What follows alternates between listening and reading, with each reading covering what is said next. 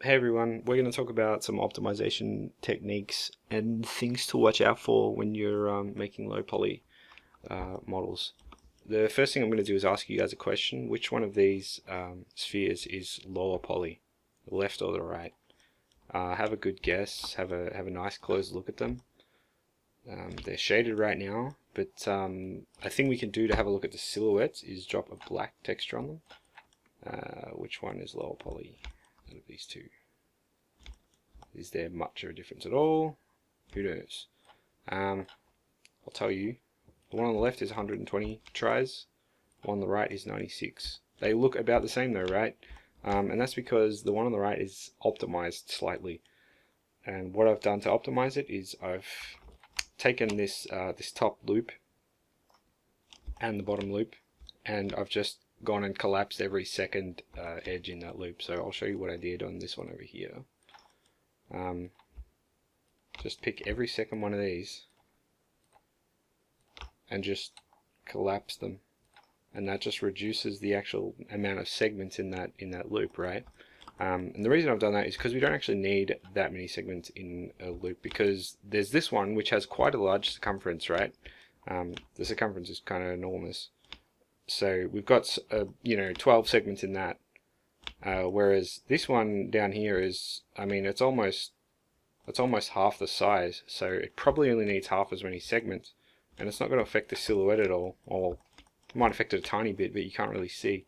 And it shades perfectly fine as well, because we've done it in a uniform way. It's still a uniform loop, it's just got 6 sides to it. So that's something you can do to optimize spheres. You can do a similar thing with, like, if you had a cylinder, say, and let's say it was like a like a cone shape, right? The circumference of this loop is obviously way tinier than the one at the bottom, and there's no reason that this has to be higher res than the bottom loop, right? So we can go and collapse every second one of those, and generally it's still going to look pretty fine. I mean, it looks like this has about the same resolution in edges as the bottom loop now. And in most cases it's not going to make much of a difference silhouette wise. That's the thing you've got to keep in mind, especially because half the time this loop is actually inside the silhouette of the largest circumference down the bottom, so it just really doesn't make that much of a difference, and you save quite a few triangles doing that. Anyway, there's some other stuff that I want to go into about silhouette. This is like an almond shaped sort of thing, I guess. There's something wrong with it. You can't totally tell, and that's kind of the important point. This is something we see students do a lot, and we want to see it stop. We gotta demolish this practice. We got some edge loops in here that aren't actually doing anything. Okay. This looks angular, even though it's got extra geometry in there.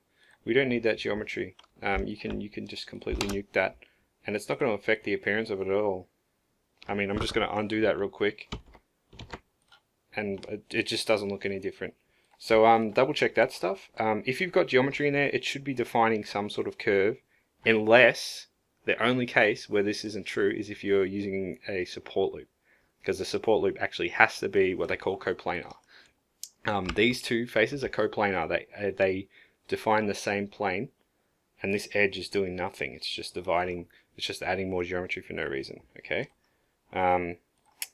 So I guess to demonstrate, if we were going to do this as a support loop, I'd go connect on this, and we'll slide that. I'll actually do 2 segments and not slide it. We'll pinch it out like this. Okay. Because then you get that little edge there. But we don't want that, because we want it to look smooth. We don't want extra geometry that we don't need. Okay. That's an important one. And of course on this one you could go ahead and collapse every second edge in the ring up the top and the bottom. Yeah. So get into a habit of looking for that kind of stuff that you can just collapse down without it really hurting the silhouette very much, or hurting how it shades very much. They're the two things you've got to check: the silhouette and the way it shades. This is another one we don't want to see anymore, if possible. What's wrong here? This is part of the same model, imagine. We probably see this on swords and stuff a lot. If we merge these into one, we can see both of their edges at once. This just doesn't need that much geometry compared to this, because it's in the same context. This cylinder is in context with this bottom cylinder, and the thing that really breaks immersion is inconsistency. We can see right away that this is quite a lot rounder than this thing down here, and that makes that look angular relative to this.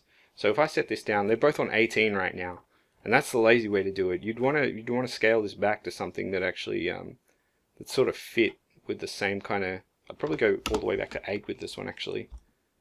Maybe not quite 8, but still, you get the idea. We've got a similar level of angularness to these two cylinders. Okay, so think about the density of actual geometry in certain places that should be kept fairly consistent if you want to have a believable asset. Because then, as soon as you put a high res thing next to a low res thing is when it starts to look really, it breaks the illusion of it being a consistent whole object. Another one is this one here. These don't need to be there, even though they're important up top to define this little cutout. Okay, there's a few ways you could optimize this. You could pick all these, and pick all these, right? And you could just where's collapse? Collapse those. That's saving quite a lot of geometry if you do that, and it's keeping the geometry pretty clean as well. If you wanted to go extreme, you could pick pretty much all of these, and then just unselect those and collapse that. Although you get some pretty long thin tries there, which isn't great. I would have probably gone with the first one, but this one, it's still okay. It's not going to shade very well because you've got long thin tries there. Like I said, the things you've got to take into account are how it shades and the silhouette. But again, these extra segments are not affecting the silhouette in any way. And if you wanted to make this curved, it would actually be more difficult because you've got suddenly higher res in one spot than in another. So there are a few little habits to try and catch yourself doing. I hope that was helpful in your optimization exploits, and have a play around with it. See you later.